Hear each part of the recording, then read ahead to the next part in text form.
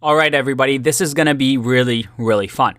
We're going to create an actual contact page where users can submit contact information and enter a message so that they can contact you online. Now, if we go to the quick start guide on Flask and we go to accessing request data, this actually shows you how to handle it.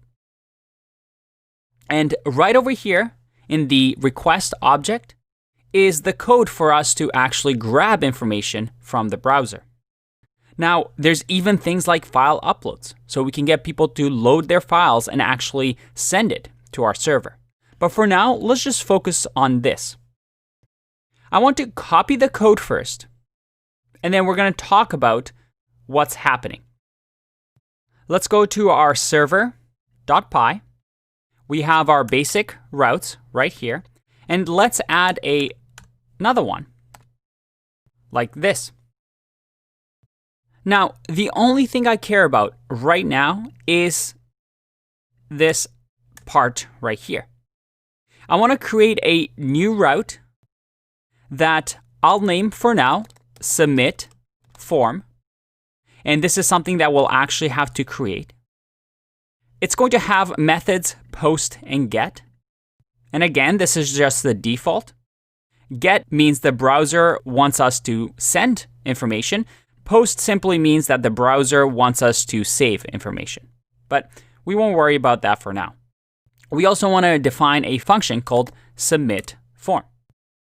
And finally, I want to just return for now a form submitted hooray message. So that's our submit form endpoint. But it's not doing anything right now. We're never calling this on the front end, on the browser. So how can we get this to work? Well, let's go to the contact.html and figure out when we click the button, what happens. And actually, let's just search for it. If I go to title page, you see that we have the send button. So when we hit send, we ideally send some information to the server.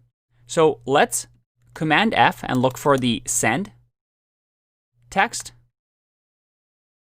And look at that. It looks like it's over here. Let's make this a little bit bigger, just like that, so we see what's going on. We see that we have a button of type submit, and this is the button that we're clicking to send. So it's on line 74. Now, at the top here, we see that we have something called form. And with form, we have an action that we can take. This is standard HTML. When HTML was created, the idea was to display pages, but also using this form, be able to send data to the server. And we do that using this action attribute. And in here, we can put post or get. And if you remember, that's exactly what we have here. This endpoint will be able to accept methods, either get or post. Now, we don't need to get into the details of what get versus post is, but a good way of thinking about it is we can send data with get by simply attaching the information to the URL in here. But ideally, we don't want to send people's emails and message in the URL. Ideally, we want to send it into some body of text that's not so clear and obvious. So in our case, we're going to use post, and I'll show you how this works. So we're going to have an action in here that is post. Now, the way this actually works is we will have to call the submit form, which, by the way, is what our endpoint is going to be, so that with the form, when I click send over here, it's going to run this URL, essentially, submit form, with a method that is post. So the action submit form will be posted when I click send. Let's save this and double check that it works. So I'm going to say submit form here. I'm going to save. And for now, I'm just going to return form submitted, hooray. If we go back and just write some gibberish, let's actually refresh, make sure it's new. If I click send, look at that. I get form submitted, hooray. And you see that the endpoint here is submit form. This was the action that we added in the HTML file. Again, if we go back, open up the developer tools,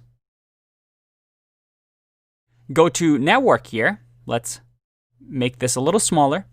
If I click send, look at that. In my network, you see that we have the submit form. If I click on it, I get the response, which is form submitted, hooray. And if I go to headers, you see that I did a post method because that's what I said. This is going to be me sending data to the server. You see that the content type is application XWWW form URL encoded. This is just a standard data type that we can send when we use the form tag in HTML.